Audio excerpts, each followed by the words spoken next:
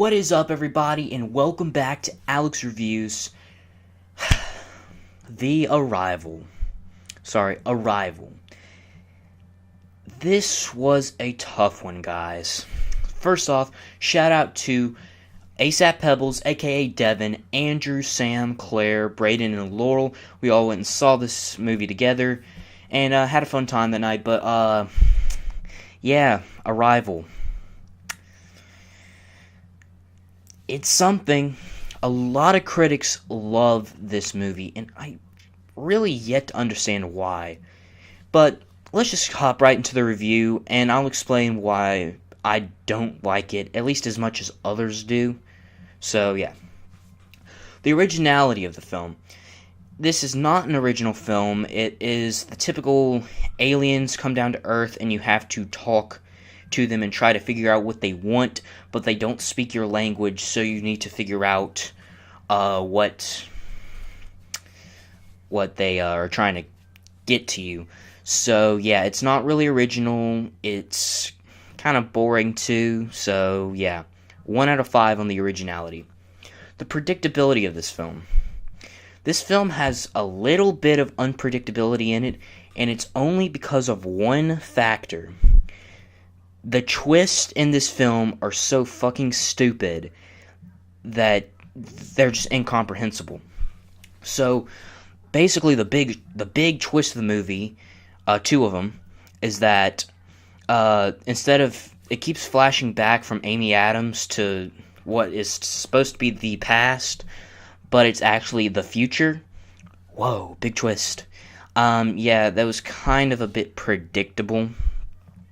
I predicted it, but then I thought it was too stupid for them to do that, so then I decided against it, but then I realized, oh, wait, yeah, this is actually what they're going with, so a really stupid twist. I really don't like that twist. And then secondly, the other big twist is that to save the world and have world peace, Amy Adams called the leader of China, or the China's general, and she told him his wife's dying words.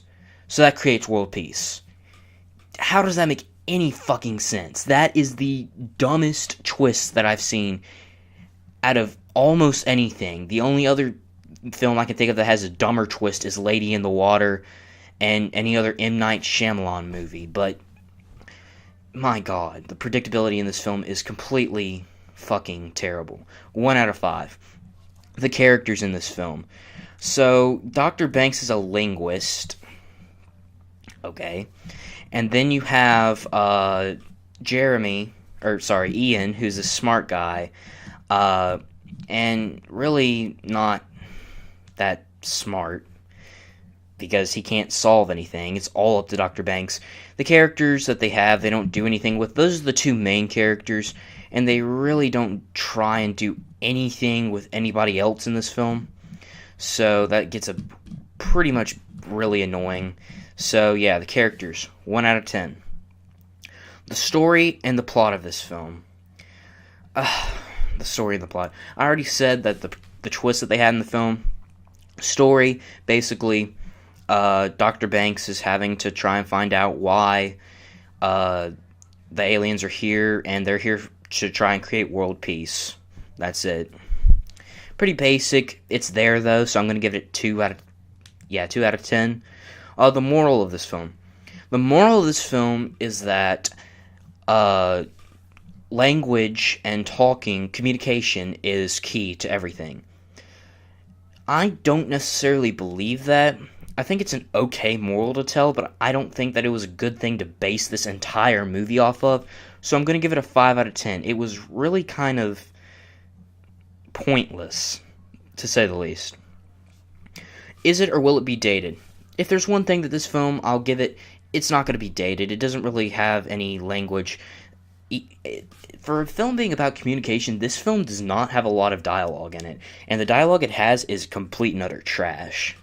So I kind of find that a bit ironic, but it's not going to be dated. 5 out of 5. The pacing. My god, do I hate the pacing. Normally, if the film starts out slow,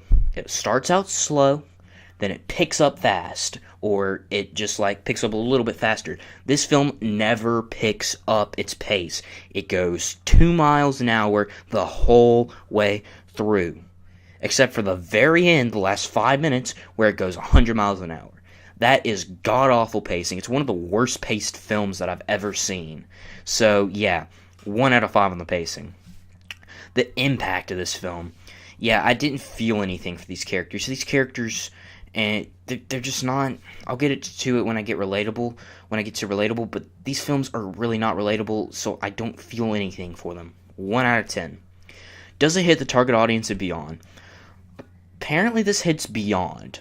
This was a PG-13 rated film, meaning that it's meant for teenagers also. It doesn't really hit with teenagers. Like, out of my entire group of buddies, Andrew was the only one that thought it was okay. Everyone else pretty much didn't like it. So, yeah, 4 out of 10. It hits beyond, definitely, but it doesn't hit the target audience. The relatability of this film. Who the fuck is a linguist? Like, really? You can't relate to that. And it wouldn't be so bad if that wasn't the character trait that she has. That's Amy Adams' entire character trait throughout this entire film. And that gets really, really, really annoying. 2 out of 10 on the relatability. The other characters, Jeremy might be a little bit relatable, but nobody is really relatable in this film. 2 out of 10 on the relatability. The acting. The acting in this is god-awful. Amy Adams is Dr. Banks. I keep wanting to call him Jeremy. Ian is Jeremy Renner is Ian. Sorry. And those are really the only 2 characters that even matter a little bit in this film. So, Jeremy Renner... There's this one point in this film where Jeremy Renner is, asking, or like, Amy Adams says that, I realized why my husband left me, and then Jeremy Renner's like, oh, did you ever remarry? Like, that's just a thing you don't say. That's a really douchebaggy comment, and I didn't like that, but whatever. Really douchebaggy, really stupid line, dialogue. Not too great of a performance. This should have ended Amy Adams' career, I feel like, but I just feel like it's going to promote it more because this film is very good amongst critics for some reason. 1 out of 10 on the acting. The overall enjoyment I had out of this film. I did think I laughed once at something Jeremy Renner said, so that's the only reason why it's getting a 2 out of 10. I didn't really enjoy this film. It was really, really badly paced, which meant that I barely had enough time to even enjoy it in itself. So yeah, did not enjoy this film. Overall, Arrival gets a 2.6 out of 10 from me.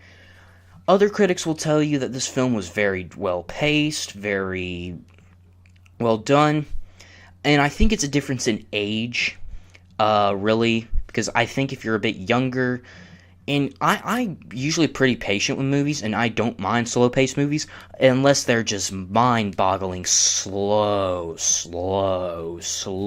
I can't deal with that. It's really annoying, and kind of gets a bit repetitive, this film. But, yeah, so if you want to listen to other critics, maybe if you have a little bit of patience, you probably will enjoy this film.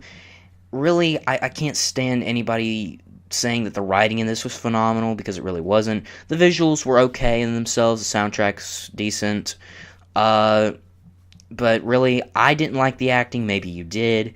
The only thing I really can't forgive is the writing, but I can see any other person liking any other thing that this film has.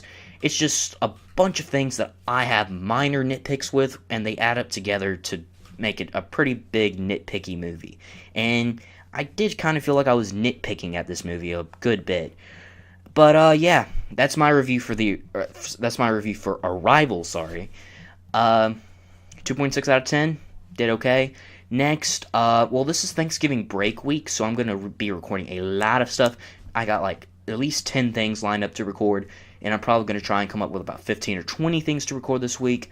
So, and sorry for the background. I know that the lighting isn't perfect, but that's because I'm recording this at like 4:30 in the fall, which means that the time is going down, and the sun's going down with the time, so yeah.